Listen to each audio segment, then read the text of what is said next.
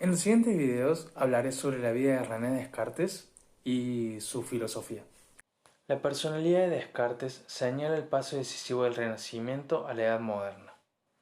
En la imagen podemos ver las causas de la modernidad, como transformaciones políticas que llevaron a una reorganización de los equilibrios europeos y el progresivo afianzamiento en el siglo XVII de dos grandes potencias, Inglaterra y Francia, desplazando la hegemonía de la que España había gozado en el siglo anterior. Transición del sistema feudal al capitalista. Una dramática crisis religiosa causada por la reforma de Lutero en 1517, que tuvo como consecuencia la Guerra de los 30 años, de 1618 a 1648. La invención de la imprenta en 1438 por parte de Gutenberg, que ésta ayudó a extender con rapidez las ideas de renovación espiritual por toda Europa. Después tenemos los descubrimientos astronómicos como los de Copérnico, Galileo y Kepler, anatómicos como los de Besalio o matemáticos como los de Francois Viette. Todo esto modificó por completo la imagen del mundo físico y natural y dieron aliento a la confianza en la razón humana como herramienta para descubrir los secretos de la naturaleza. René Descartes nació el 31 de marzo de 1596 en La Haye-Toruena, una localidad de Francia. Se educó en los colegios de jesuitas de La Fleche, donde permaneció de 1604 a 1612. Los estudios que hizo en este periodo fueron sometidos por él mismo a crítica en la parte de su discurso. Le revelaron la íntima vacuidad, o sea, vacío, de la cultura escolástica de su tiempo. En 1618 se alistó en los ejércitos del príncipe de Nassau, que participó en la Guerra de los 30 años. Descartes viajó por toda Europa, dedicándose al estudio de matemática y física y a buscar el fundamento seguro de todo el ser humano.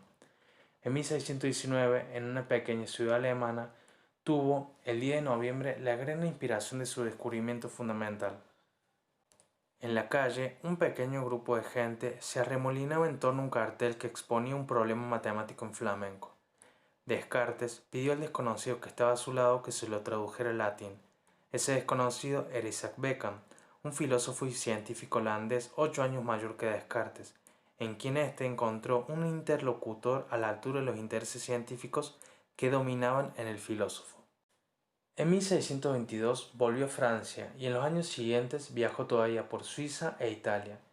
En 1628 fijó su residencia en Holanda, que era entonces el país de la libertad y de la tolerancia filosófica y religiosa. Allí pudo conseguir aquella soledad sin aislamiento que constituyó el ideal de toda su vida. En Holanda empezó a componer un tratado de metafísica que debía ser el prototipo de las meditaciones, y en 1633 terminaba el Tratado del Mundo, pero mientras se disponía a publicarlo tuvo noticia de la condena de Galileo el 22 de junio de 1633. Puesto que en el tratado aceptaba la hipótesis de Copérnico, renunció sin más a la publicación del mismo para evitar un conflicto abierto con la Iglesia. Separó del tratado original algunas partes fundamentales y publicó en 1637 tres ensayos: la dióptrica, los meteoros y la geometría, poniendo un prólogo que fue el del discurso del método. A continuación, reemprendió y redactó definitivamente el Tratado de Metafísica que tenía esbozado desde 1629. Fue publicado en 1641, seguida de una serie de objeciones a las cuales Descartes añadió sus respuestas. En 1647 la obra fue publicada en francés.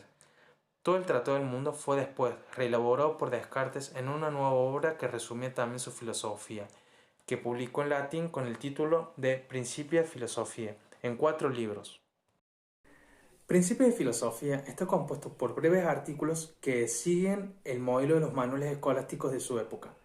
Descartes quería dedicárselo a las escuelas, ya que quería que se sustituyera la enseñanza aristotélica que se mantenía hasta el momento.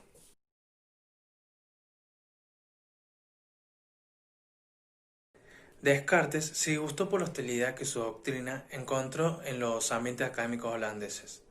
Estaba pensando en trasladarse a Francia cuando recibió una invitación de la reina Cristina de Suecia de instalarse en Estocolmo para instruir en su filosofía. Una vez allí, la reina Cristina se complacía tanto de las charlas que mantenía con Descartes por la madrugada, que una mañana de febrero de 1650, cuando el filósofo abandonó el castillo, cogió una pulmonía que luego de una semana de delirio y sufrimiento lo condujo a la muerte. Algunos textos, como cartas y escritos que habían estado inéditos hasta el momento, fueron publicados luego de su muerte. En la filosofía de Descartes se resumirían gran parte los rasgos y gestos característicos de la modernidad, su racionalismo, su optimismo humanista, su espíritu crítico frente a toda autoridad, su glorificación de lo humano, su entusiasmo por las potencialidades de la nueva ciencia al servicio de la mejora de la sociedad. 2 siglos después, y en el momento de la culminación de la modernidad, Hegel reconocía que con Descartes el espíritu de la modernidad supo que había tocado tierra firme.